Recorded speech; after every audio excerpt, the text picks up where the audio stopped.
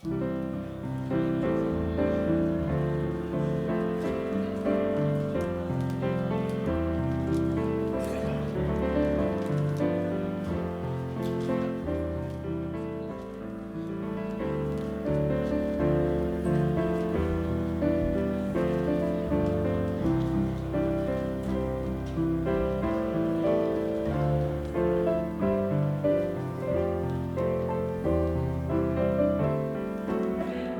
morning. Good morning. Welcome to the Ventura Center for Spiritual Living. It's just delightful to see you here this morning. Thank you so much for braving the weather and coming in and being with us.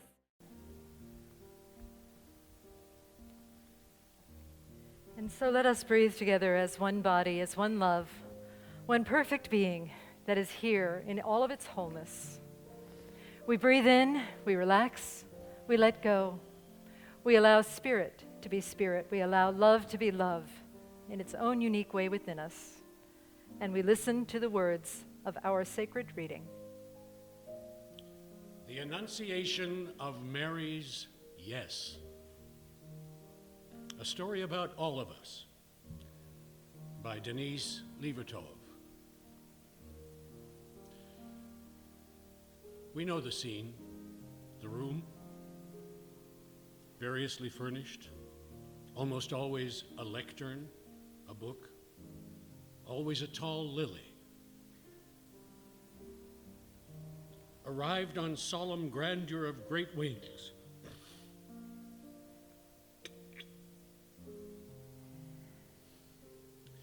the angelic ambassador, standing or hovering, whom she acknowledges, a guest. But we are told of meekness. No one mentions courage. The engendering spirit did not enter her without consent. God waited. She was free to accept or refuse, choice integral to humanness. Aren't there annunciations of one sort or another in most lives? Some unwillingly undertake great destinies, enact them in sullen pride, uncomprehending. Most often, those roads, those moments when roads of light and storm open from darkness in a man or woman, are turned away from in dread, in a wave of weakness, in despair and with relief. Ordinary lives continue. God does not smite them, but the gates close. The pathway vanishes. She had been a child who played, ate, spelt like any other child, but unlike others, wept only for pity, laughed in joy, not triumph. Compassion and intelligence fused in her, indivisible. Called to a destiny more momentous than any in all of time. She did not quail, asked only a simple, "How can this be?" and gravely, courteously took to heart the angel's reply, perceiving instantly the astounding ministry she was offered. To bear in her womb infinite weight and lightness, to carry in hidden, finite inwardness 9 months of eternity, to contain in slender vase of being the sum of power, in narrow flesh, the sum of light, to bring to birth, push out into air, a man-child, needing like any other milk and love, but who was God.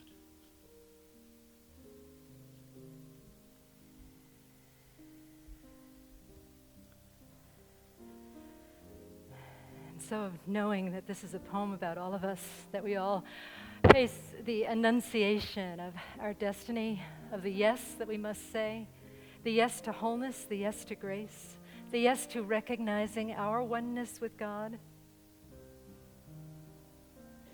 That the birth that we speak of was not an isolated event that took place 2,000 plus years ago, but is an ongoing process that blesses all of us always, and that evolves and grows as we say yes to it. So now as we sing our song together, I am remembering who I am. We remember our oneness. We remember our wholeness. And not only do we remember this for ourselves, we remember for all beings everywhere. I am remembering that I am one with love. Let us sing together.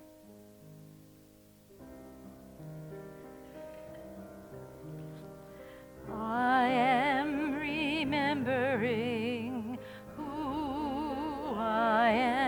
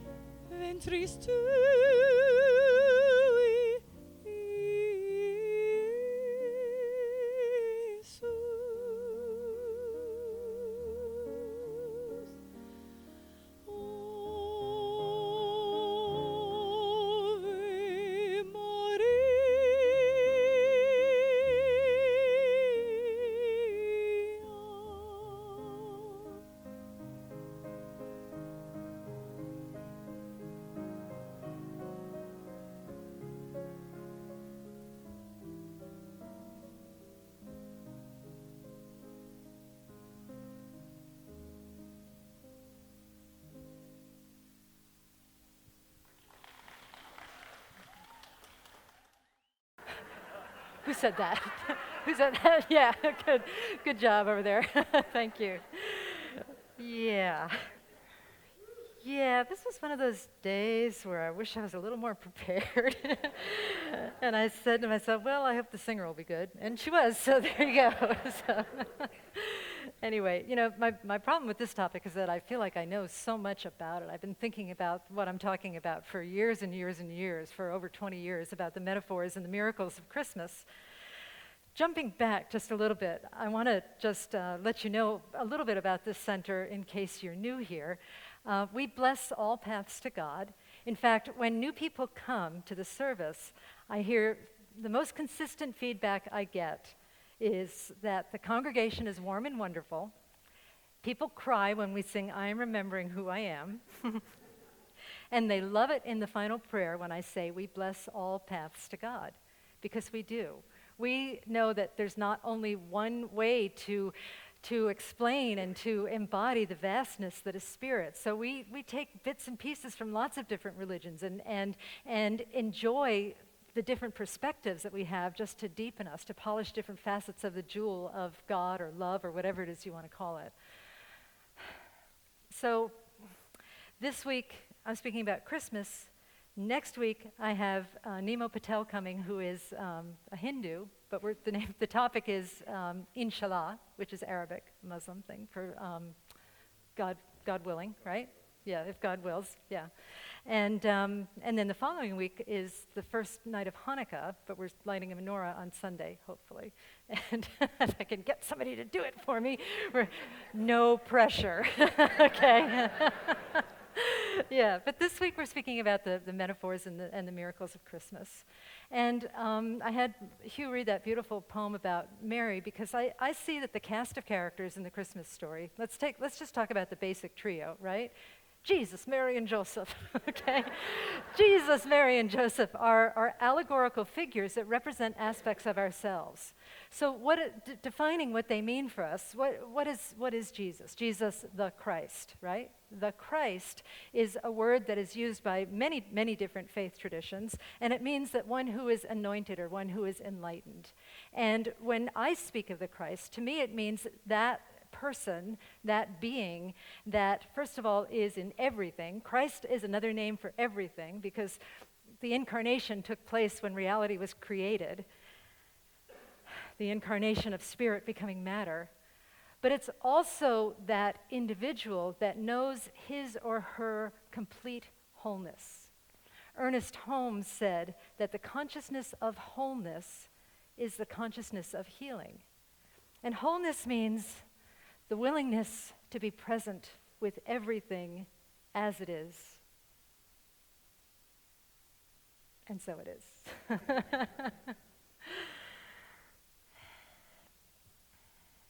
So we're always evolving our ability to abide in wholeness. And that's where I believe Mary and Joseph come in.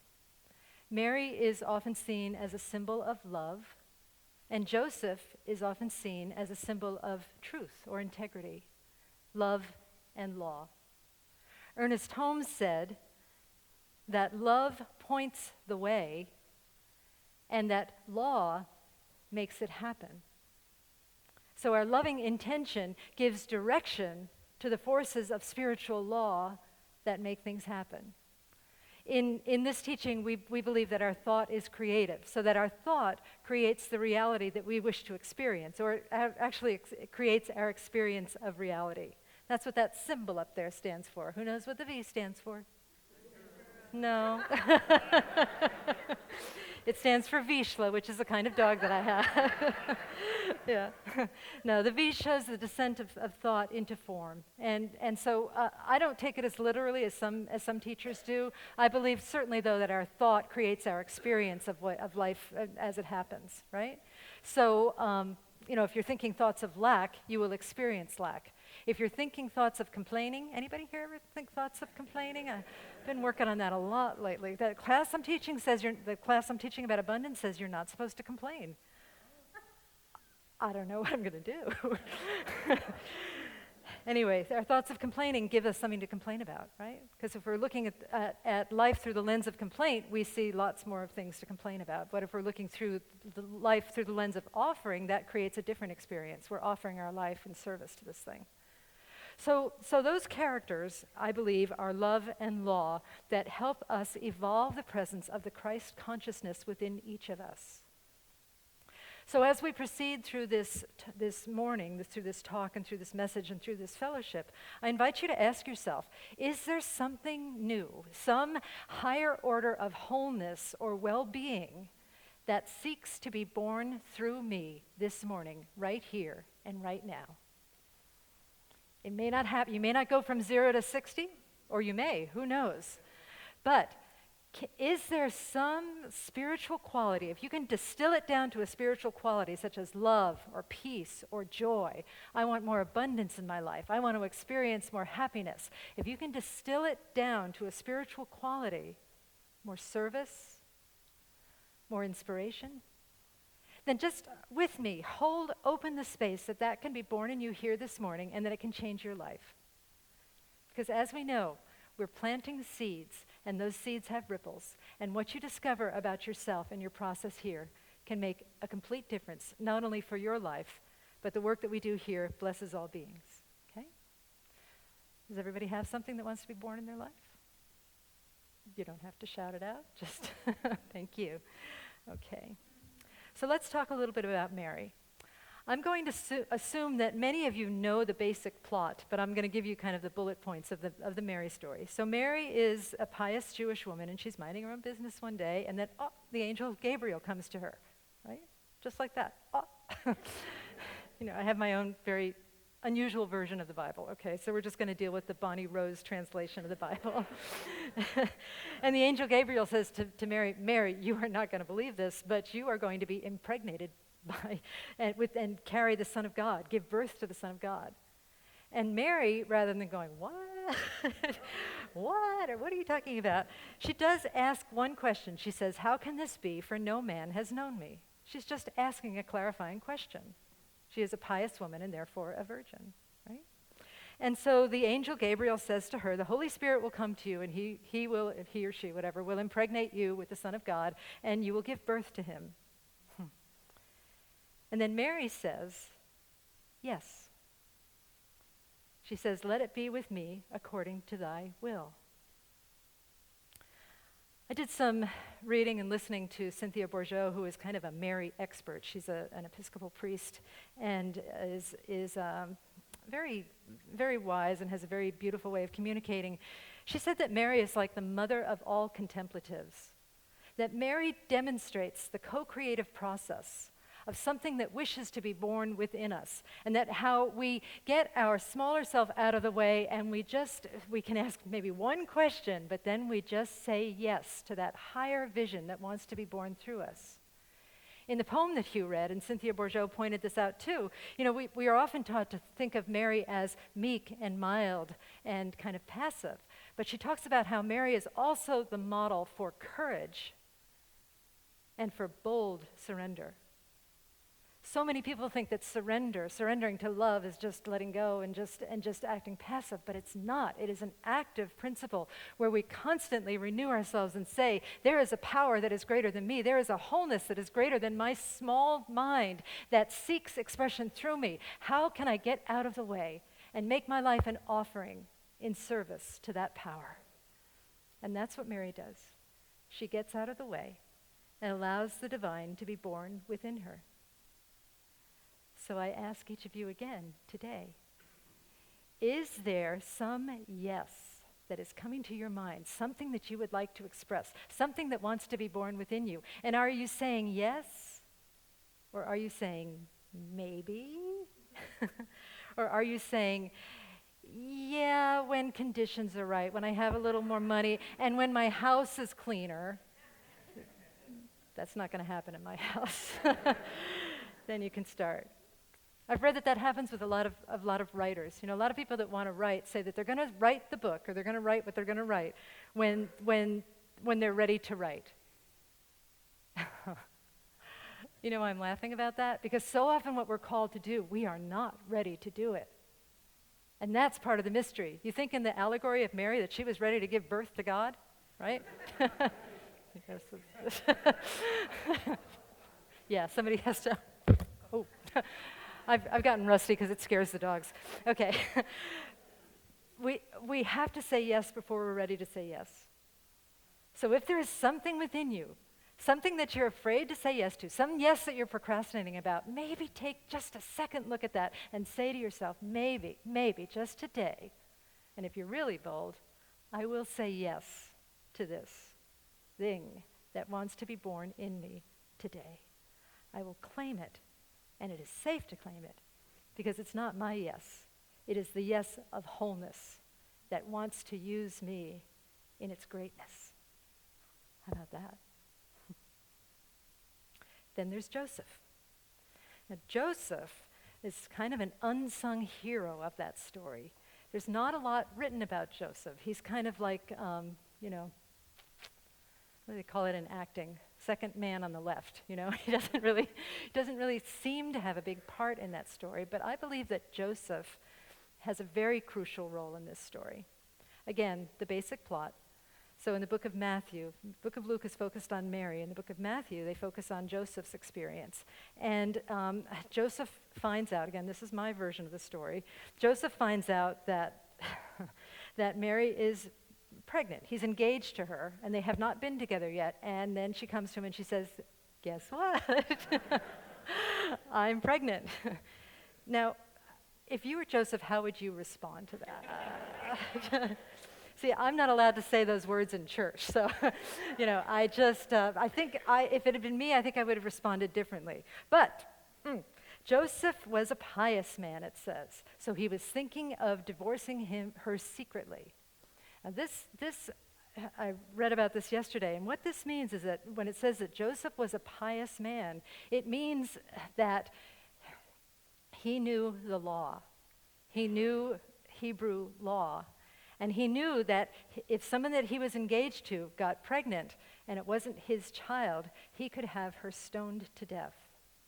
But he was a pious man, and he knew the law, and so he decided to divorce her in secret so as not to shame her. Joseph's goodness starts to shine through right there.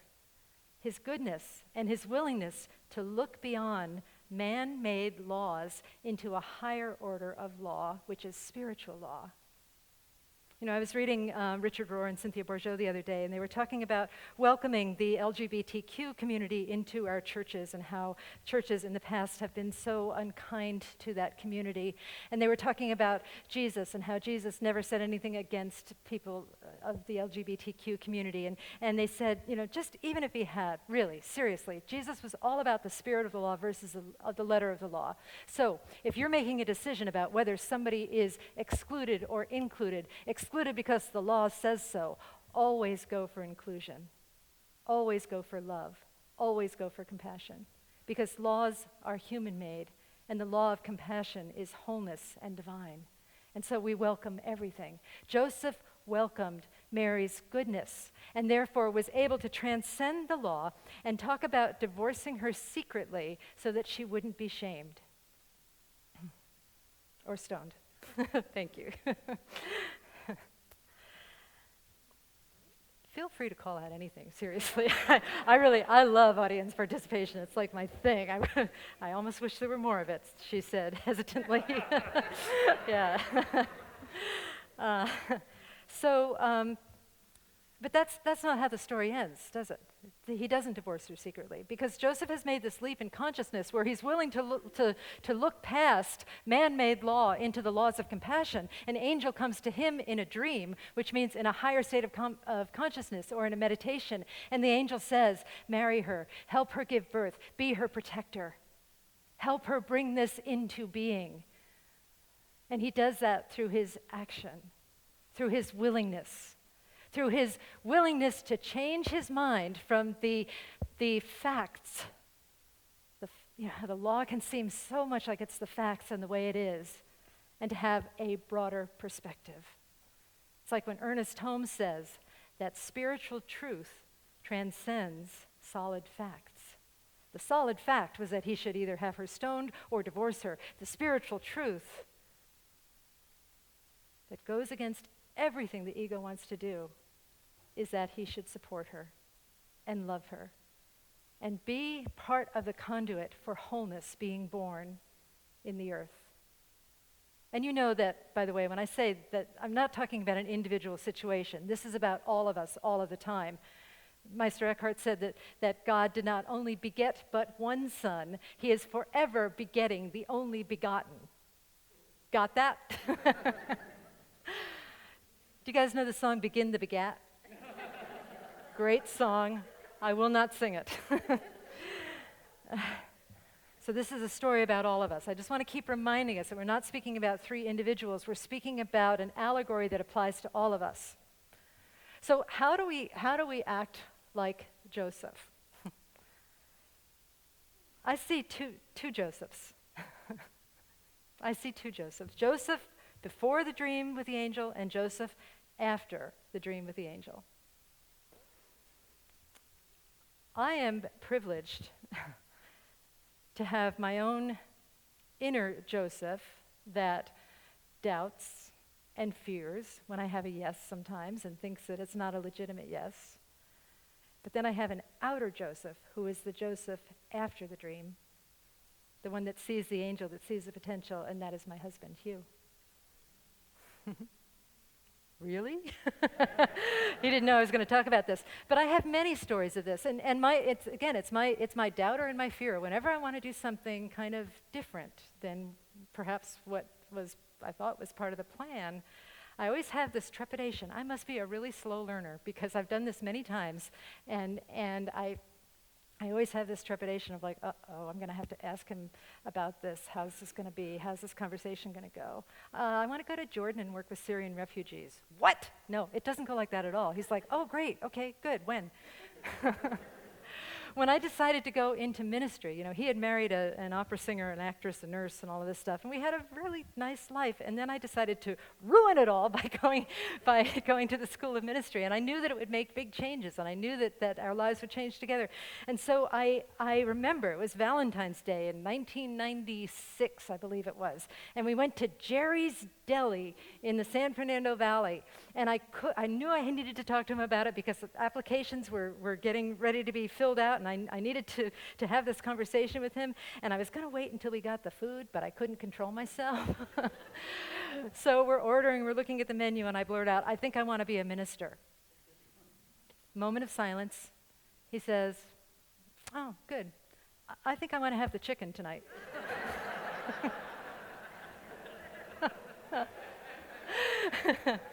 What? Yeah, he said it's a great adventure, right? Yeah, okay. We remember it differently. Have you ever noticed in marriage you remember things differently, right? Yeah, he did tell me it would be a great adventure and that he would support me. So he's the outer Joseph that sometimes has to lift up my inner Joseph. And the truth is that as we are lifted up more by the outer Joseph, we can do that for ourselves and we can do that for others too. I have asked many things over the years where I thought there was going to be objection and there hasn't been. And it's even like, going away and having him stay home and take care of all the animals, and it's not really pretty, but it's just one thing after another. He constantly says yes because he trusts that there is something great that wants to be born through us and through me and through him, and I do the same thing for him. So we can do that for ourselves. We can be that Joseph that sees beyond the law of the ego, the rule of the ego that says it needs to be this way. You're already a singer, and a nurse, an actress. You need to stay in the career that you've chosen, for God's sake. You can't go off and be a minister somewhere. And then we're living happily in the valley, and then this church opens up in Ventura, and I say to him, I think I want to work in Ventura. Let's move there. And what does he say? Yes. Yeah, he got a job in Ventura, in Camarillo. Yeah, so it's like that. It's the willingness to support the yes with action and with backup, and with living like the truth is true, living like the truth of wholeness that wants to be born through us is true. So that yes that you discovered as you were thinking about, thinking about what wants to be born through you, what wants to say yes through you, and maybe some of you were saying, yeah, maybe later, or, oh, I don't know, that's too much for me, or I don't think I can do that, or I need this kind of support before I do that. Just let that go, let that go. Let the inner, those are the rules and the laws of the ego. Those are the laws that say that the dream needs to be stoned, right? And by stoned, I mean throwing stones. I don't mean the other stone. The dream needs to be stoned. And just let that go. Let that go and allow that Joseph after the dream that knows greater possibilities to come forth and to support that dream in one small way.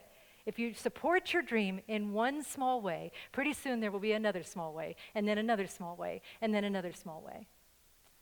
I'm going to close with this idea that I've been looking at lately, and I think it relates to the story. I don't know, one never knows, but it relates to the story in my mind in that there is a difference between seeing and recognition.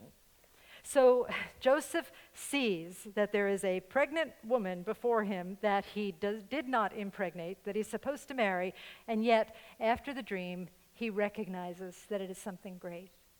We can see a person who appears to be homeless or a person who appears to be down and out, and we can see it. But if we go into a more contemplative space, if we go into our inner Mary and our inner Joseph and our inner birth of wholeness, which is the Christ, we can see that we are one with that homeless person.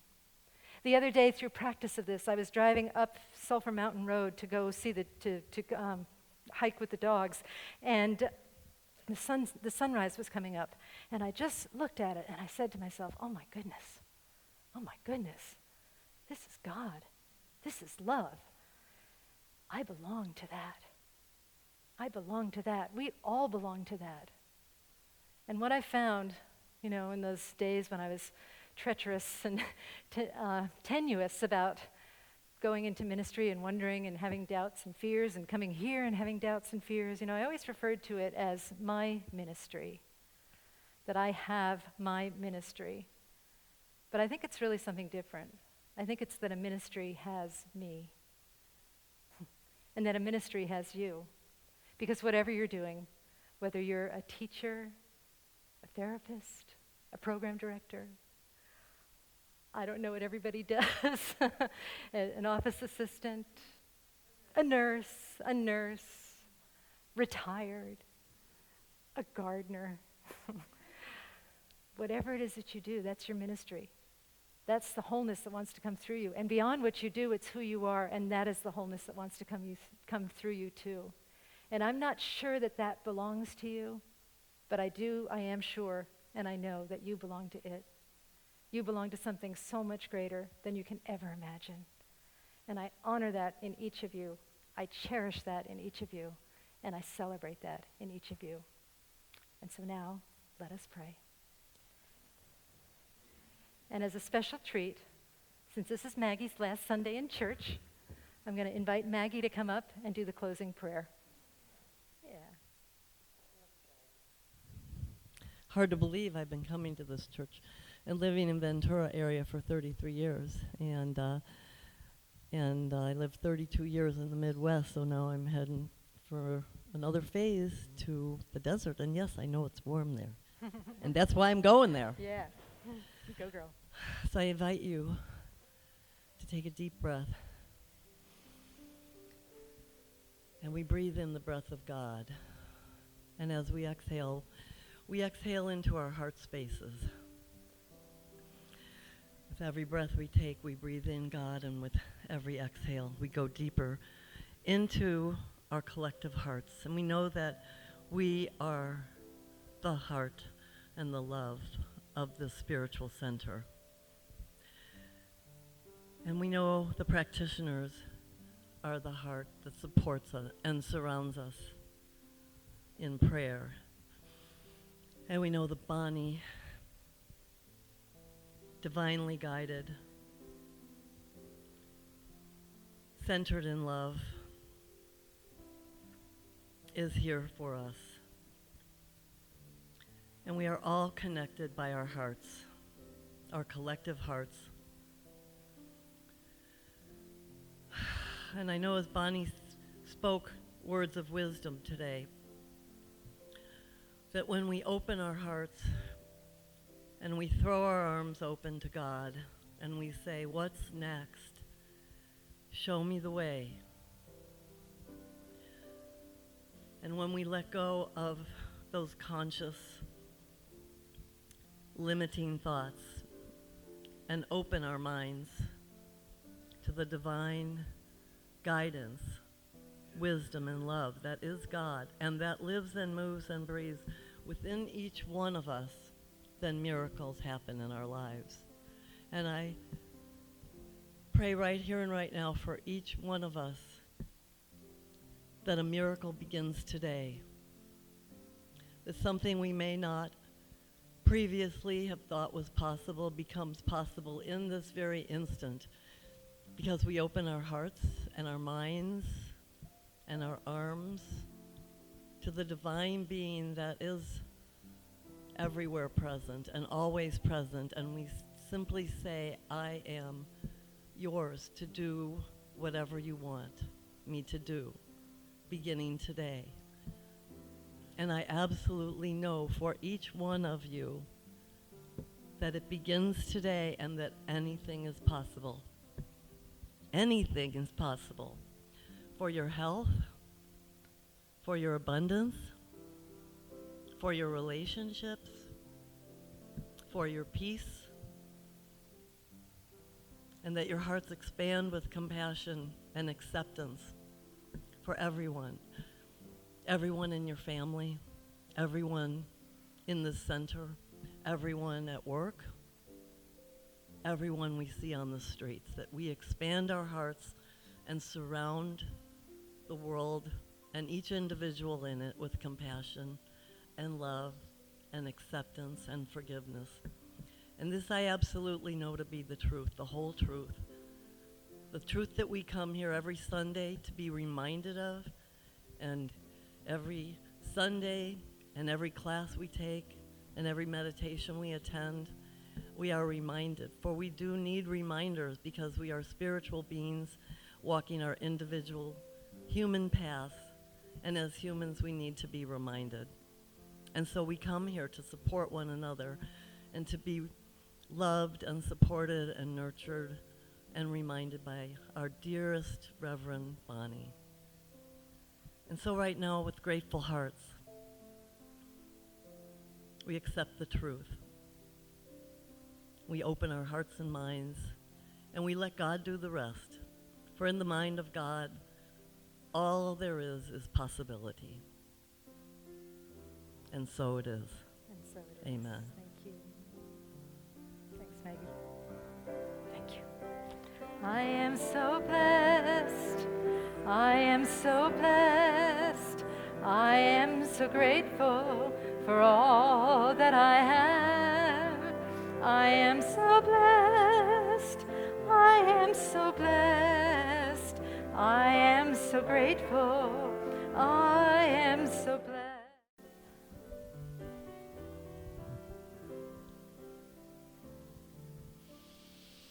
Have yourself a merry little Christmas. Let your heart be light. From now on, our troubles will be out of sight.